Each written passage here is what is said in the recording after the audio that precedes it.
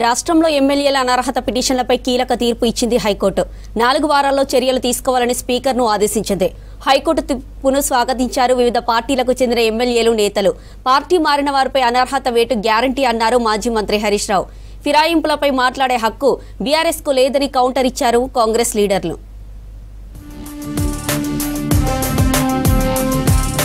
Party మారిన ఎమ్మెల్యేల అనర్హతపై కీలక ఆదేశాలు జారీ చేసింది హైకోర్టు. అనర్హత పిటిషన్లు స్పీకర్ ముందుంచాలని అసెంబ్లీ సెక్రటరీకి ఆదేశాలు జారీ చేసింది. అనర్హత పిటిషన్లపై 4 వారాల్లో నిర్ణయం తీసుకోవాలని స్పీకర్ను ఆదేశించింది. ఒకవేళ 4 వారాల్లో నిర్ణయం తీసుకోకపోతే సుమోటోగా కేసును మళ్లీ విచారిస్తామని హైకోర్టు సూచించింది. ఇటీవల బీఆర్ఎస్ నుంచి కాంగ్రెస్ పార్టీలో జాయిన్ అయిన ఎమ్మెల్యేలను అనర్హులుగా ప్రకటించాలంటూ హైకోర్టులో పిటిషన్ దాఖలు చేశారు బీఆర్ఎస్ నేతలు పాడి కౌశిక్ రెడ్డి, కేపీ వివేకానంద. మరోవైపు ఖైరతాబాద్ ఎమ్మెల్యే దానం నాగేందర్ ను అనర్హులుగా ప్రకటించాలంటూ బీజేపీ నేత మహేశ్వర్ రెడ్డి పిటిషన్ వేశారు. పిటిషన్లను ఆగస్టులో విచారించిన హైకోర్టు తీర్పు రిజర్వ్ చేసిన హైకోర్టు తీర్పిచ్చింది. హైకోర్టు తీర్పుపై స్పందించారు పలు పార్టీల నేతలు. ఎమ్మెల్యేల అనర్హత పిటిషన్లపై హైకోర్టు తీర్పును స్వాగతిస్తున్నామన్నారు BRS MLA Harish Rao. Party మారిన ఎమ్మెల్యేలపై అనర్హత వేటుపడడం గ్యారంటీ అని చెప్పారు. ధర్మాసనం తీర్పు రాజ్యాంగ స్ఫూర్తిని నిలబెట్టేలా ఉందన్నారు. హైకోర్టు తీర్పుతో పార్టీ మారిన వారిపై 4 వారాల్లో స్పీకర్ నిర్ణయం తీసుకుంటారని ఆశిస్తున్నట్లు ట్వీట్ చేశారు హరీష్. పార్టీ ఫిరాయించిన ఎమ్మెల్యేలపై వేటుపడితే బై ఎలక్షన్లో బీఆర్ఎస్ గెలుపు తథ్యమన్నారు.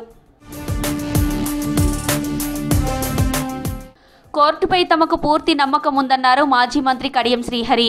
అవసరమైతే డివిజన్ బెంచ్ కు అప్పీల్కు వెళ్తామన్నారు. పార్టీ పెద్దలు, న్యాయ నిపుణులతో చర్చించి నిర్ణయం తీసుకుంటామని చెప్పారు కడియం. కోర్టు తీర్పుని ప్రతి ఒక్కరూ గౌరవించాల్సిందేనన్నారు భద్రాచలం ఎమ్మెల్యే తెల్లం వెంకట్రావు.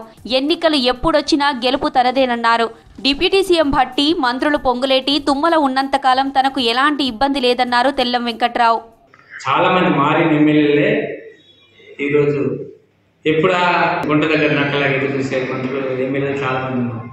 నేను చాలా సోషల్ మీడియాలో చూశాను. అయిపోయింది, నేను వచ్చేస్తాను, మీరు ఎవరు వచ్చినా ఇక్కడ నిలబడి గెలిచేది కాదు, మీరు చాలా మంది వచ్చి నేను ఎగ్గేస్తాము. నిజంగా అలానే జరిగితే నేను కూడా రెడీగా ఉన్నాను. అదేవిధంగా ఏదేమైనా ఏమి జరిగినా ప్రజలు నా అంటున్నారు, దానికి నేను సిద్ధంగా ఉన్నాను.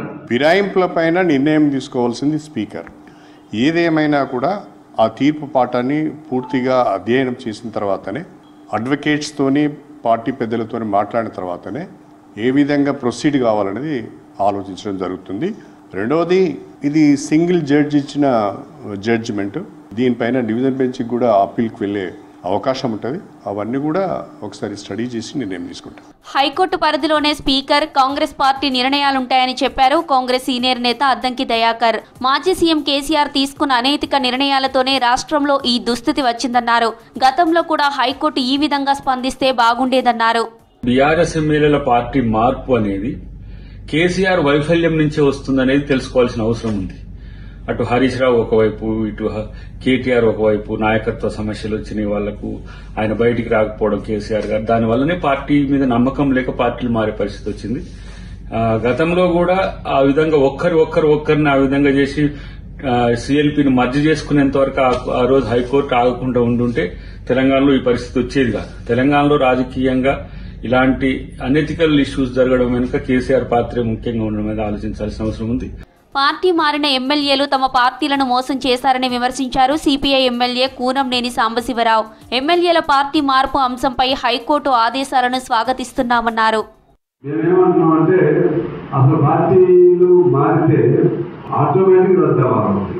2 క్రిమినల్ కేసులు పెట్టాలి.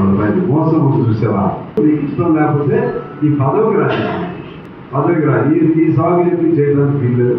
అందువలన వాటిని ఆటోమేటిక్ రద్దయ్యే, అది కానీ అమలైతే సంతోషించే వాళ్ళు నేను కమిషన్ మద్దతుగా ఉంటాను. పార్టీ మారిన ఎమ్మెల్యేల ఇష్యూలో హైకోర్టు తీర్పుపై కాంగ్రెస్, బీఆర్ఎస్ మధ్య డైలాగ్ వార్ నడుస్తోంది. తెలంగాణలో ఫిరాయింపులను ప్రోత్సహించిందే కేసీఆర్ అని మండిపడుతున్నారు కాంగ్రెస్ నేతలు.